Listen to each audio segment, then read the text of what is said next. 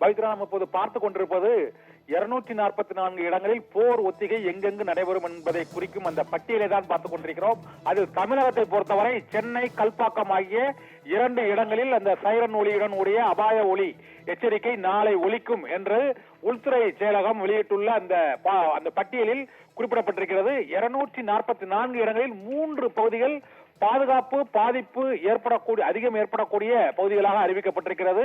ராஜஸ்தான், பஞ்சாப் மற்றும் ஜம்மு காஷ்மீரின் எல்லையோர மாநிலங்கள் ஆகியவை மிகுந்த பாதிப்பு ஏற்படக்கூடிய மாவட்டங்களாக, பாதிப்பு ஏற்படக்கூடிய இடங்களாக இந்த போர் ஒத்திகை நடைபெறும் இடங்களுக்கான பட்டியலில் குறிப்பிடப்பட்டிருக்கிறது. இதில் உத்தரப்பிரதேச மாநிலத்தை பொறுத்தவரை அங்கு எந்தெந்த பகுதிகளில் அந்த போர் ஒத்திகை நடைபெறும் என்பதற்கான பட்டியல் வெளியிடப்பட்டிருக்கிறது.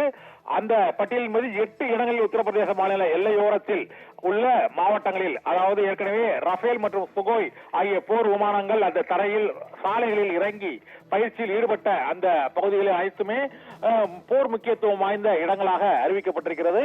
இந்த போர் ஒத்திகை நடைபெறக்கூடிய அந்த 244 இடங்களையும் அந்த பட்டியலை உள்துறை அமைச்சகம் தற்போது அதை இறுதி செய்து அந்த பட்டியலை வெளியிட்டிருக்கிறது. அந்த பட்டியலில் உள்ள உத்தரப்பிரதேச மாநிலத்தில் அந்த பிரான்ஸ் சேகர் என்ற இடத்தில் உள்ள அந்த 8 இடங்களில் உள்ள பட்டியலும் குறிப்பிடப்பட்டிருக்கிறது.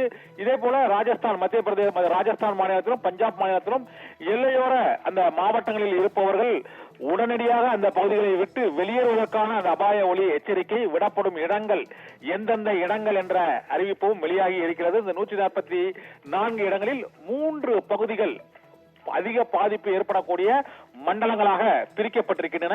இது தவிர பாதுகாப்பு முக்கியத்துவம் வாய்ந்த விமான நிலையங்கள், அணுமின் நிலையங்கள், துறைமுகங்கள், முக்கிய தொழிற்சாலைகள் உள்ள இடங்கள், ராணுவ தளங்கள் உள்ள இடங்கள் ஆகியவற்றிற்கு அருகில் உள்ள ஊர்களில் உள்ள மக்களும் பாதுகாப்போடு இருக்க வேண்டும் என்று முன்னெச்சரிக்கை விடுக்கப்பட்டிருக்கிறது.